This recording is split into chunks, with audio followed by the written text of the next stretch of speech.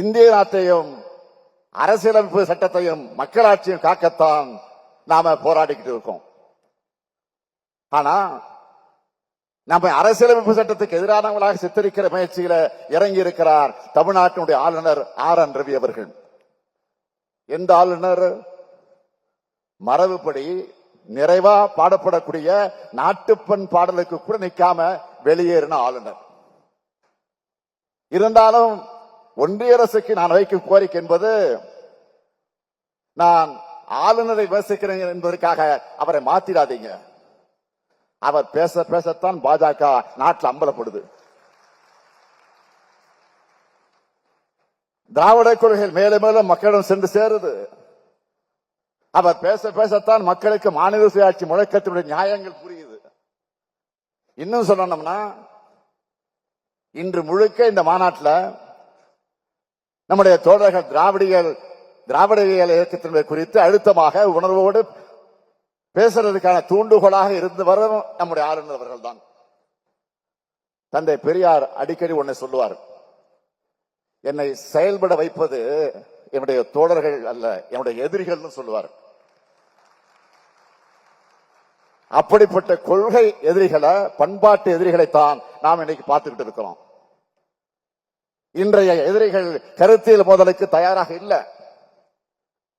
ஏன்னா கருத்தியல் ரீதியா பேசினா அவங்களால ஒருபோதும் வெற்றி பெற முடியாது. அதனாலதான் அவதூறுகளை ஆயுதங்களாக எடுக்கிறாங்க.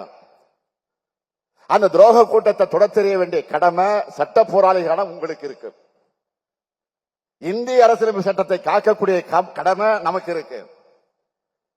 இந்தியா முழுமைக்கு சமூக நீதியை உருவாக்கி தந்து பாதுகாக்கிற கடமையும் நமக்கு இருக்கு.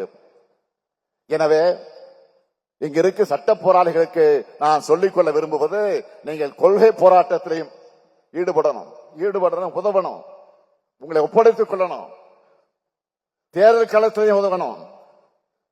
தேர்தல் நேரத்தில் உங்களுடைய வாரும் பணிகள் எல்லாம் மகத்தானது, பாராட்டுக்குரியது. இன்னைக்கு நினைச்சாலும் நான் மகிழ்ந்து கொண்டு இருக்கிறேன். 2019 முதல் நடந்த எல்லா தேர்தல்களிலும் நாம தான் தொடர்ந்து வெற்றி பெற்றிருக்கிறோம்.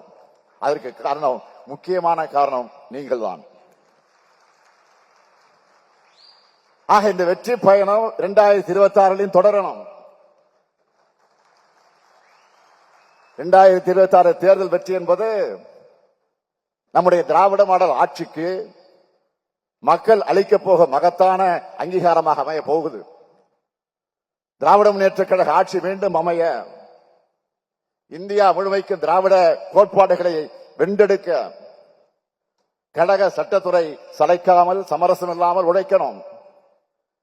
கழகத்தின் காவல் அரணா விளங்குகிற சட்டத்துறை சார்பில் கழக வழக்கறிஞர் அண்ணனுக்காக இன்னைக்கு 5 கோடி ரூபாய் கொடுத்திருக்கிறீங்க. அது ஆக்கபூர்வமான திட்டங்கள்ல பயன்படுத்திக்க என்ஆர் இளங்கோ அவர்கள் ஒரு செயல் திட்டம் வகுக்க சொல்லி இருக்கிறேன். அதன் அடிப்படையில் அந்த அறிவிப்புகள் வரும் என்பதை சொல்லி கழக வழக்கறிஞர் அனைவருக்கும் என்னுடைய நல்வாழ்த்துக்களை நன்றியும் சொல்லி விடைபெறுகிறேன். நன்றி, வணக்கம். செய்திகளை உடனுக்குடனும் துல்லியமாகவும் தெரிந்து கொள்ள சப்ஸ்கிரைப் பண்ணுங்க.